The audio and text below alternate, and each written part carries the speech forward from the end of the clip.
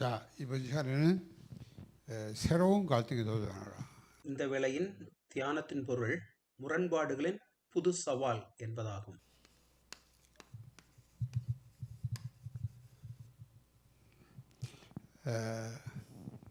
본문 말씀은 빌립보서 4장 17절 말.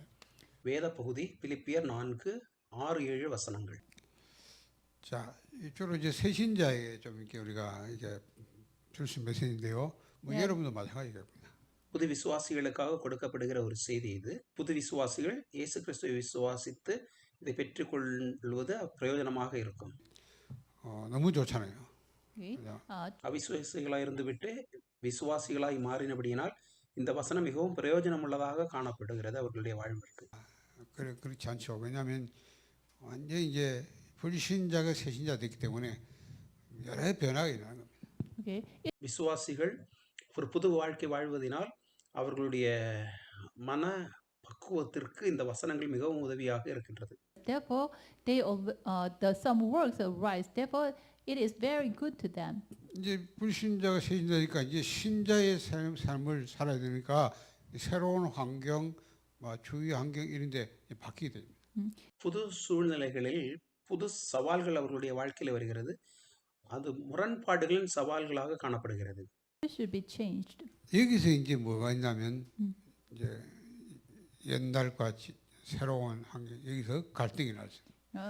நீங்கள் அவிசுவாசிகளாய் இருந்து இயேசு கிறிஸ்துவை விசுவாசித்து விசுவாசலானீர்கள் நல்லதுதான். ஆனால் புது பிரச்சனைகள் உங்கள் வாழ்க்கையில் வருவதற்கு வாய்ப்பு இருக்கிறது. Apart from the old ones. 여러분도 복음 모르다가 복음 맞다 이러면요 그냥 그 좋은 게 아닙니다. 그 다음부터 이제 뭐냐 이전과 이후 이게 새로운 삶의 갈등이 나. நீங்கள் இப்பொழுது ஆண்டவராக இயேசு கிறிஸ்துவை விசுவாசித்து தெய்வ பிள்ளைகளாக மாறினீர்கள். ஆனால் உங்களுடைய அந்த சூழ்நிலைகளிலே புதிய சவால்கள் உங்களுடைய வாழ்க்கையிலே வரும் என்பதை நீங்கள் அறிந்து கொள்ள வேண்டும். Why? There was your past. 지금까지 불신자로 살아왔던 그 과거 있잖아요. இதுவரைக்கும் நீங்கள் ஒரு அவிசுவாசியாக வாழ்ந்து வந்தீர்கள். 근데 오늘 갑자기 예수 믿으니까 뭡니까 이게 아니 신자라 하고 하나님의 자녀라 하는데 그렇잖아요. 그러면 현실은 보면 그 과거 삶이 아직 내게 있는데 이런 데서 새로운 삶에 대한 갈등이 날 수밖에. ஆனால் நீங்கள் இப்பொழுது இயேசு கிறிஸ்துவை இரட்சகராக ஏற்றுக்கொண்டு புது விசுவாசியாக மாறிவிட்டீர்கள். இப்பொழுது நீங்கள் தேவனுடைய பிள்ளைகள் என்றாலும் கூட உங்களுடைய அவிசுவாச நிலையில் நீங்கள் அவிசுவாசிகளோடு வாழ்ந்த பொழுது ஏற்பட்டிருந்த சில சூழ்நிலைகள் மறுபடியும் உங்களுடைய வாழ்க்கையில வந்து சில போராட்டங்கள் அவைகள் உங்களுடைய வாழ்க்கையிலே கொண்டு வர நேரிடும். 막 실패한 삶인데 이런 것들이 있잖아요. 그러니까 그게 어떻게 됩니까? 갈등이 올 수밖에. உங்களுடைய முந்தைய வாழ்வினுடைய அந்த வடுக்கள் அந்த சூழல்கள் உங்களுக்கு சவால்களாக மாறிவிடுகின்றன. மறுபடியும் சவால்களாக வரும். 우상을 많이 숭배하다 왔는데 그렇잖아요. And 이제는 people, 우상 숭배하지 말라니까 갈등이 나는. நீங்கள் முன்பு ஒருவேளை விக்கிரக ஆராதனை செய்து வந்திருக்கலாம். இப்பொழுது நீங்கள் அந்த விக்கிரக ஆராதனை விட்டிருப்பீர்கள். அது நிமித்தம் உங்களுக்கு சில போராட்டங்கள் வரலாம். because of this, some conflict comes. 여러 가지 많은 어려움으로 염려를 갖고 있다가 예수 믿었는데 그렇잖아요. 이게 어떻게 해야 되냐 말이에요. 이런 거는 뭐 어떻게 해결되냐. உங்களுக்கு அநேக கவலைகளும் கஷ்டங்களும் இருந்திருக்கலாம். அதன் மத்தியிலிருந்து நீங்கள் இயேசுவை ஏற்றுக்கொண்டிருக்கலாம். இப்பொழுது அது நிமித்தம் உங்களுக்கு சில போராட்டங்கள் வரலாம். 그래서 예수 믿고 나니까 막 구원받다가 좋은데 알고 봤더니 이제 그때부터 새로운 것 같아요. நீங்கள் இயேசு கிறிஸ்துவை விசுவாசித்து விசுவாசிகளான பின்பு உங்களுக்கு புதிய சவால்கள் உங்கள் வாழ்க்கையில் வரும். Conflict can arise. 자, 이 새로운 갈등이 사실은 축복의 갈등이에요. இந்த சவால்கள் உங்களுக்கு ஆசீர்வாதமாக அமைய வேண்டும். Conflict of blessings. 그러나 이제 그게 답을 줘야 되는 거예요. அதற்கு உங்கள் வாழ்க்கையிலே நீங்கள் ஆவிக்குரிய பதிலை பெற்றுக்கொள்ள வேண்டும்.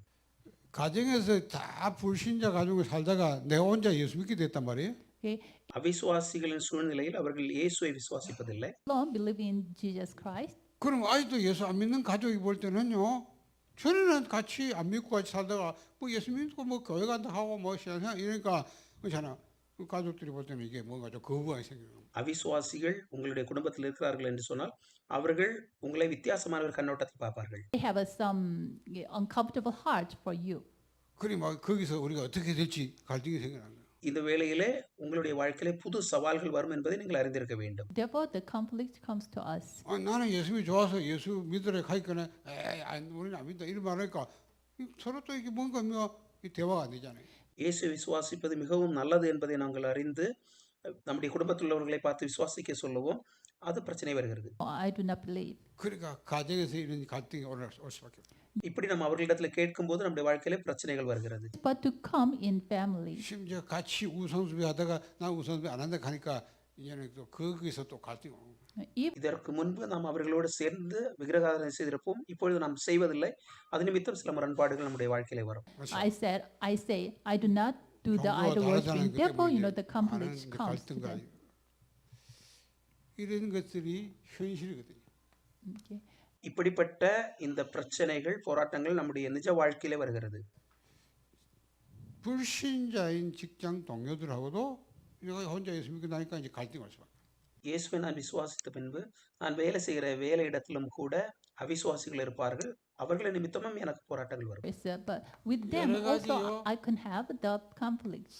인간관계에서도 우리가 많은 갈등이 옵니다. மனித உறவுகளின் அடிப்படையில் அநேக சவால்கள் பிரச்சனைகள் நமக்கு வரும்.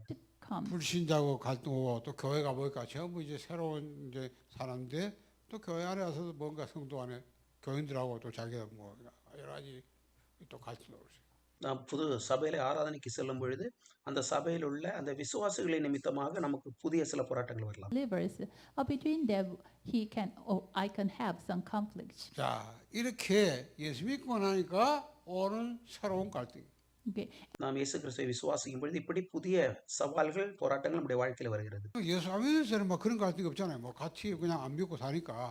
நான் விசுவாசி ஆவதற்கு முன்பதாக அவர்களோடே கூட வாழ்ந்தபடினால் எனக்கு போராட்டங்கள் இல்லாமல் இருந்திருக்கும். Therefore, there wasn't not that kind of conflict. 그럼 이 갈등을 어떻게 해결할 수 있을까요? ஆனால் இப்பொழுது எனக்கு என் வாழ்க்கையில் புதிய போராட்டங்கள் வரும். 일단 좀 두려워할 필요 없습니다. இதை குறித்து நீங்கள் பயப்படவோ கவலைப்படவோ வேண்டாம். Or fear. 또 우리가 과거 습관처럼 막 이걸 막 내가 또 해결해 보려고 막 이렇게 할. சில வேளைகளிலே இது உங்கள் திறமையினால் இந்த பிரச்சனைகளுக்கு தீர்வு காண முயற்சிப்பீர்கள். As you did before, but you don't need to do that. 무엇을 할까가 중요한 게 아닙니다. அந்த நேரத்திலே நான் என்ன செய்வது என்பது முக்கியமல்ல. 어떻게 해야 되지? 그렇게 중요한 게 아닙니다. நான் எப்படி செய்ய வேண்டும் என்பதும் அவ்வளவு முக்கியமானதல்ல. 아주 중요한 게 뭐냐? ஆனால் அங்கே முக்கியமானது என்ன? 여러분이 그때 딱 성도의 실존을 அந்த நேரத்தில் அந்த விசுவாசத்தின் அந்த அந்த முக்கியத்தை அறிய வேண்டும். 성도는 진짜 내가 어떤 신분을 가지고 있는지 알아야 돼요. விசுவாசிகளுக்கு புதிய நிலை என்ன என்பதை அவர்கள் உணர வேண்டும். They have. 내가 어떠한 진정 가치를 갖고 있는지 알아야 돼요. இப்பொழுது அவர்களுக்கு இருக்கிற அந்த புதிய வாழ்க்கை முறையின் மேன்மை என்ன என்பதை அறிய வேண்டும். 그 축복받은 존재인지를 இப்பொழுது அவர்கள் எவ்வளவு ஆசீர்வாதத்தை பெற்றிருக்கிறார்கள் என்பதை அவர்கள் உணர வேண்டும். Such blessing they received. They 이미 know. 예수는 모든 문제가 다 끝났다고 말했어요. Okay. எல்லா பிரச்சனைகளையும் இயேசு தீர்வு அளித்து விட்டார் என்று நம்ம விசுவாசிக்க வேண்டும். 내가 하나님의 완벽한 인도 받으면 사실은 갈등도 전부 문제도 올 수 없다. பரிசுத்த ஆவியின் வழிநடத்துதல் எனக்கு இருக்கிறது என்று சொன்னால் எதுவும் ஒரு பிரச்சனையாக எனக்கு வராது. 그래서 나의 신분을 굳게 붙잡고 있다면 그것이 끝입니다. நீங்கள் உங்களுடைய நிலையை அறிந்து அதில் உறுதிப்படுவீர்கள் என்று சொன்னால் அதில் எல்லாவற்றுக்கும் தீர்வு இருக்கிறது. 갈등을 어떻게 해결할 것이냐 어떻게 그럴 필요 없고요. 이때 여러분이 나의 실존을 딱 굳게 붙잡고 நான் எப்படி என்னுடைய பிரச்சனைகளுக்கு தீர்வு காண்பது என்பதை பற்றி நீங்கள் கலக்கமடைய வேண்டிய தேவையில்லை. Instead of that, நீங்கள் விசுவாசிகள் என்பதனுடைய அந்த நிலையை நீங்கள் அறிந்தால் போதும். your status as believer. 나는 해방받은 사람. விசுவாசி என்பது நிமித்தம் உங்களுக்கு இருக்கிற அந்த தீர்வை நீங்கள் அறிந்து கொண்டால் போதும். 그래서 안에서 죄와 사망 해방받은. ஏனென்றால் நாம நியாயப்பிரமாணத்திற்கும் பாவத்திற்கும் விடுதலையாக்கப்பட்டிருக்கிறோம். 해방받은 사람. I was free man. 그리고 분명히 하나님이 나와 함께. தேவன் என்னோடு கூட இருக்கிறார் என்பதை நாம் அறிந்து கொள்ள வேண்டும். 그렇잖아요. 요한복음 14장 16절 보면 யோவான் எழுதின சுவிசேஷம் 14:16 வாசிக்கிறோம். 그가 또 다른 보혜사 너희에게 주사 영원토록 너희와 함께 있게 하시고 நான் பிதாவை கேட்பேன், அப்பொழுது இன்னொரு மத்தியஸ்தரை உங்களுக்கு அவர் அனுப்புவார். Another 하나님이 counselor. 성령으로 나와 함께 하신다. No? தேவன் நம்மோடு கூட இருக்கும்படி பரிசுத்த ஆவி நமக்கு கொடுக்கிறார். Also His Holy Spirit. 하나님의 영이 내 안에 계셔서 나의 영원한 보증이 되시. அவருடைய பரிசுத்த ஆவியானவர் எனக்குள் வாசம் செய்கிறபடியினால் அவர் இந்த பிரச்சனைகளிலிருந்து எனக்கு விடுதலை கொடுக்க என்னோடு கூட இருக்கிறார். 영원한 보증. அதுதான் நித்தியமான ஒரு உறுதி, நமக்கு கொடுக்கப்படுகிற ஒரு நித்தியமான உறுதி. 그래서 여러분이 이런 부분을 확실하는 겁니다. இதை நீங்கள் மெய்யாகவே அறிந்து கொள்ள வேண்டும். 나는 성령도 받는 거예요. நீங்கள் என்ன செய்ய வேண்டும் என்று சொன்னால் பரிசுத்த ஆவியினுடைய நடத்துதலை பெற்றுக்கொள்ள வேண்டும். 너는 뭘 할 것이냐 어떻게 할 거냐 그럴 필요 없어요. 내가 정체성을 나의 신분 딱 எப்படி செய்வது, என்ன செய்வது என்பதை குறித்து நீங்கள் கவலைப்படாமல் கிறிஸ்துவுக்குள் உங்களுக்கு இருக்கிற அந்த புதிய நிலையை நீங்கள் அறிய வேண்டும். Concretely and receive the guidance of the Holy Spirit. 보혜사 성령 하나님 아버지가 내 이름을 성경가 너에게 모든 걸 가르쳐주고 내가 너에게 말한 거 생각나게 하리라. 평안을 너에게 주리고 나의 평안을 너에게 주노라. 내가 너에게 주는 건 세상 중 같지 아니하니 너희는 마음에 근심하지 두려워하지 말라. பரிசுத்த ஆவியானவர் உங்களிடத்தில் வரும்பொழுது அவர் உங்களை சகல சத்தியத்திற்குள்ளும் நடத்துவார். நீங்கள் அவரால் நடத்தப்படும் பொழுது இந்த பிரச்சனைகளிலிருந்து உங்களுக்கு தீர்வு கிடைக்கும் என்று நம்ம வேதத்தில் வாசிக்கிறோம். My peace I give you, I do not give to you as the world gives. Do not let your hearts be troubled and do not be afraid. 그래서 우리 보고 하나님의 성령이 너 안에 거하시니까 성전이 된다. 1 கொரிந்தியர் 3:16 சொல்லுகிறது, பரிசுத்த ஆவியானவர் உங்களில் வாசம் பண்ணுகிறபடினால் நீங்கள் தேவனுடைய ஆலயமாக இருக்கிறீர்கள். 일단은요 여러분이 오늘 믿든 일주일 믿든 간에 예수 믿는 순간 여러분은 이렇게 실제로 바뀝니다. நீங்கள் இயேசு கிறிஸ்துவை விசுவாசித்த உடனே உங்களுடைய நிலை இப்படி மாறிவிடுகிறது. Your reality changed like this. 문제가 와서 어려워 왔을 때 이걸 확인한 겁니다. உங்கள் வாழ்க்கையில பிரச்சனை வரும் பொழுது நீங்கள் இதை உறுதிப்படுத்திக் கொள்ள வேண்டும். Who am I? 여러분이 이거부터 먼저 확인하라. பிரச்சனை வரும் பொழுது நீங்கள் யார் என்பதை நீங்கள் உறுதிப்படுத்திக் கொள்ள வேண்டும். Who am I? 그래야 여러분의 문제 해결책이 달라져요. அந்த வேளையிலே நீங்கள் அந்த பிரச்சனையை தீர்வு காணும் முறை அது வித்தியாசமாக காணப்படும். 자, 그러면 여러분이 인간적인 방법을 동원하지 말란 말이에요.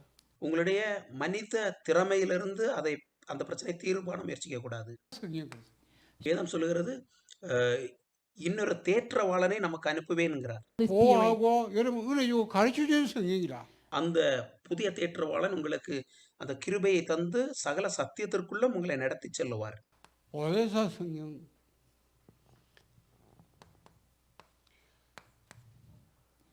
யோவான் 16:7 வசனம். 인도를 받으라고 말했어요. ஆகவே நீங்கள் பரிசுத்த ஆவியினால் நடத்தப்பட வேண்டும் என்று வேதாகமம் சொல்கிறது. Holy Spirit. 그래서 갈라디아 5장 10절 18절. அதற்கு பிறகு நம்ம வாசிக்கும் பொழுது யோவான் 14:16 முதல் 17 வரை உள்ள வசனங்கள், 다 행하라고 말씀합니다. Live by the Spirit. 그리고 요한일서 2장 20절 20절입니까? 1 யோவான் 2வது அதிகாரம் 20லிருந்து 22 வரை உள்ள வசனங்கள். 준다고요? 능력 주신다고 해요. பரிசுத்த ஆவியானவர் நமக்கு தேவ பலனை கொடுக்கிறார். 그래서 여러분이 딴 거 없어요. ஆகவே நீங்கள் எதுவும் செய்ய வேண்டாம். 이걸 쫓아갑니다. 그렇죠? Just only 일심으로 what you 그리스도를 do. நீங்கள் பரிசுத்த ஆவியினால் நடத்தப்பட்டால் போதும். 이게 해결책입니다.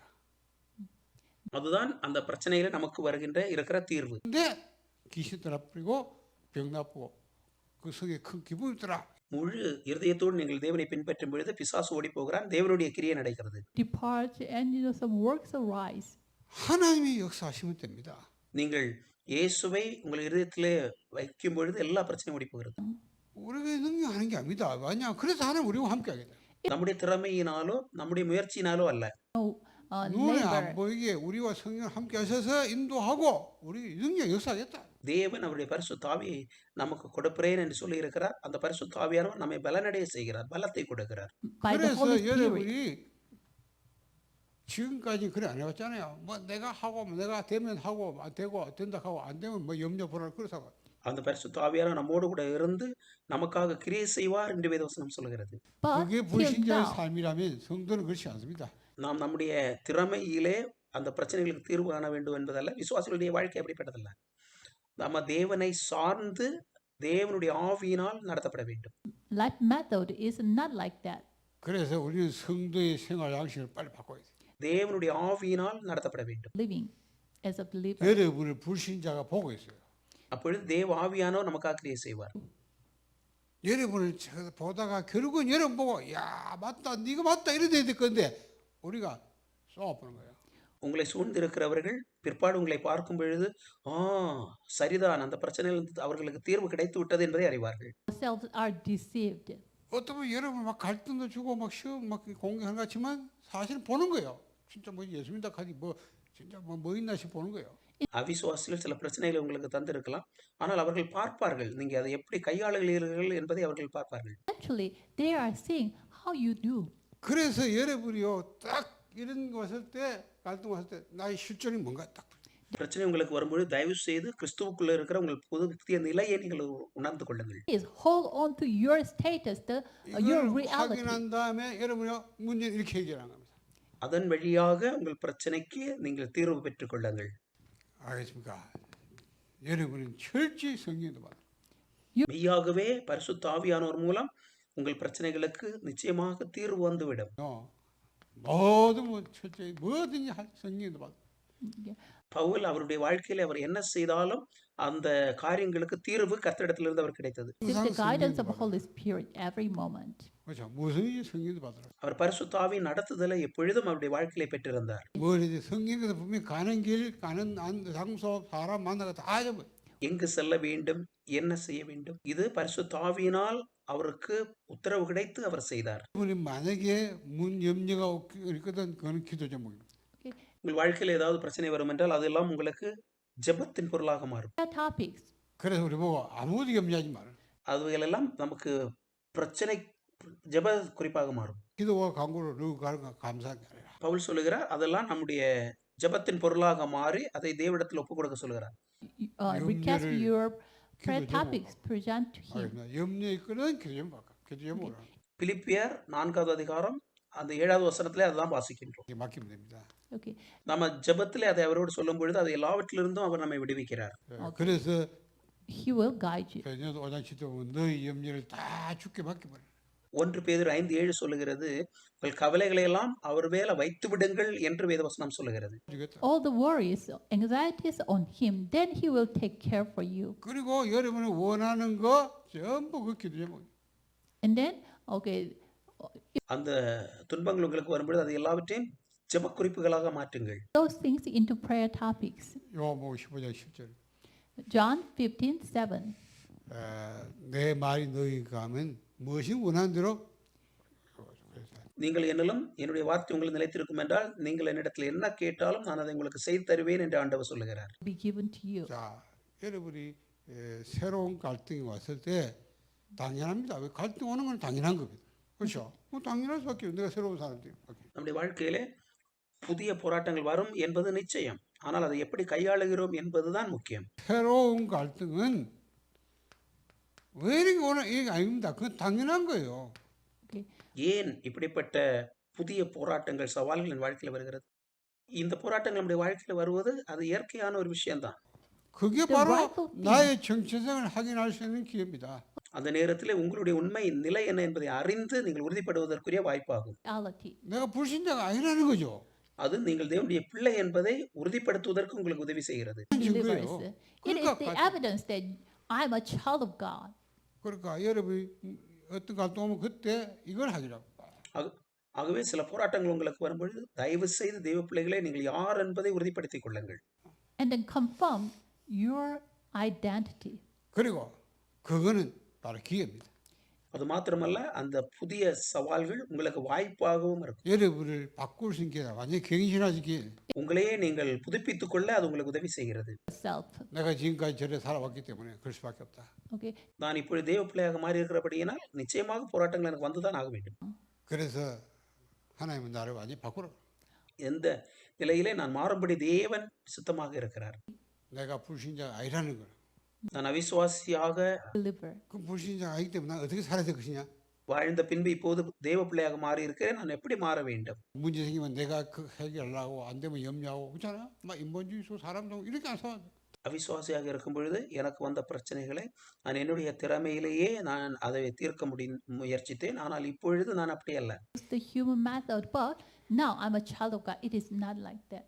여러분이 진짜 하나님이 나와 함께한 사실이라면 그 하나님이 어떻게 역사하는지 체험할게요. Okay. நீங்கள் இப்பொழுது தேவ பிள்ளை என்று சொன்னால் தேவன் எப்படி செயல்படுகிறார் என்பதை உங்கள் வாழ்க்கையில் நீங்கள் அறிய அனுபவிக்க அது ஏதுவாக இருக்கிறது. 잠시 사단이 막 여러분 안 믿는 가족 통해서 여러분 안 믿는 사람 통해서 나를 방해할 수 있어요. சில நேரங்களிலே சாத்தான் உங்கள் குடும்பத்தில் உள்ள அவிசுவாசிகளை உபயோகப்படுத்தி உங்களுக்கு சவால்களை கொண்டு வந்து உங்களை சோர்வடைய செய்வான். 그래서 성령 우리가 하는 게 아니고 완전히 하나님의 인도를 받고 하나님께 맡겨버리면 하나님의 역사예요. ஆகவே அந்த நேரத்தில் நம்முடைய திறமையினால் அந்த பிரச்சனைகளுக்கு தீர்வு காண முடியாமல் நம்ம தேவனை சார்ந்து தேவனிடத்தில் ஒப்புக் கொடுத்து அந்த பிரச்சனைகளுக்கு தீர்வு காண வேண்டும். God, at that time, God will manage all things. 여러분이 한 사람이 제대로 하나님의 응답 받아버리면 많은 주변 사람 보고 여러분 볼 때 야, 뭐 진짜 네가 뭐 하나님과 함께 사는 게 ஒரு நபர் அவருடைய பிரச்சனைக்கு தேவனிடத்திலிருந்து தீர்வு பெற்றுக்கொள்ளும் பொழுது பார்க்கிறவர்கள் ஓ இவருக்குள் தேவன் இருக்கிறார் என்பதை அறிந்து கொள்வார்கள். And then they will confess, wow, when I see you, really God is alive. 갈등이 일어날 때는 완전히 집안에 흑암 끈 기회고 완전히 하나님께 우리 가정에 역사하는 기회가 됩니다. அந்த புதிய போராட்டங்கள் நமக்கு ஒருபோதும் சவால்களாக வந்து அதை நம்மை அழிக்காது. மற்றபடி தேவனுடைய அந்த கிரியை வெளிப்படுத்துவதற்குரிய வாய்ப்பாக அது அமைகிறது. Chance, the opportunity, God's Holy Spirit works. 자, 여러분이 그렇게 하고 새신자에게 이렇게 답을 줍니다. Okay. நீங்கள் உங்களுக்கு வாழ்க்கையில் வருகிற பிரச்சனைகளை இப்படி சந்தித்து அதுக்கு தேவனிடத்திலிருந்து பதில் பெற்று நீங்கள் மற்றவர்களுக்கு சாட்சியாக வாழ வேண்டும். 제가 잘 안 들을 수 있어요. 그래도 빠르게 답을 줘요. உங்கள் வாழ்க்கையில நீங்கள் தேவனிடத்திலிருந்து பதிலை பெற்று நீங்கள் வாழ வேண்டும். New believers, but you should give the answers correctly. 또 Then 하나님은 정말 살아계시기 때문에 정말로 성령께서 또 역사, 그 사람의 역사에서 이렇게 증거를 보이게 됐어요. தேவன் சர்வ வல்லவராக இருக்கிறார். புது விசுவாசிகளுக்கு நிச்சயமாக அவர் தீர்வளிப்பார். the evidence to that new believers. 기도합시다. Let's pray. 하나님 감사합니다. நீங்கள் சுவிசேஷகர் என்று அழைக்கிறீர்கள். அதற்காக நான் உங்களுக்கு நன்றி சொல்கிறேன். Evangelist, we thank you for that. 복음은 땅에 복음 회복하게 하시니 감사합니다. உங்களுடைய தேசத்திலே சுவிசேஷம் இல்லை என்று சொன்னால் இந்த சுவிசேஷத்தை நீங்கள் திரும்ப ஸ்தாபிக்க வேண்டும். 영적 무지한 우리에게 영적 지식을 주시니 감사합니다. You know, ஆவிக்குரிய அறிவில்லாதவர்களாக இருக்கிற சூழலிலே நீங்கள் அந்த ஆவிக்குரிய அறிவை ஊட்ட வேண்டும். realize that you make us to know the spiritual knowledge. 우리가 올바른 복음 회복해서 완전히 흑암저주 문을 뜨게 하여 주옵소서. சாத்தானுடைய அந்த வல்லமைகளை அழிக்க தேவனுடைய வல்லமையை நீங்கள் பெற்றுக்கொண்டு உபயோகப்படுத்த வேண்டும். Hope to break down the Satan's power. 그 우리 지역과 이 나라를 완전히 복음화하는 지역이 되게 하여 주옵소서. உங்களுடைய அந்த பகுதியை உங்கள் நிமித்தம் சுவிசேஷத்தால் நிரப்புவதற்கு எங்களுக்கு உதவி செய்யுங்கள். Evangelize our regions and the whole world. 하나님께서 우리 모든 목회자들과 교회들을 축복해 주옵소서. ஆண்டவரே எல்லா சபைகளையும் அந்த சபைகள் இருக்கிற பகுதிகளையும் சுவிசேஷத்தால் நிரப்ப நீர் உதவி செய்யும். 오늘부터 모든 문제가 오직 그리스도로 해결되게 하여 주옵소서. இயேசு கிறிஸ்து மூலமாக எல்லா பிரச்சனைகளுக்கும் தீர்வு வரட்டும் ஆண்டவரே. In the name of Jesus Christ. 주 예수 그리스도 이름으로 기도드리옵나이다. இயேசு கிறிஸ்துவின் நாமத்தில் நான் ஜெபிக்கின்றேன். 아멘. ஆமென்.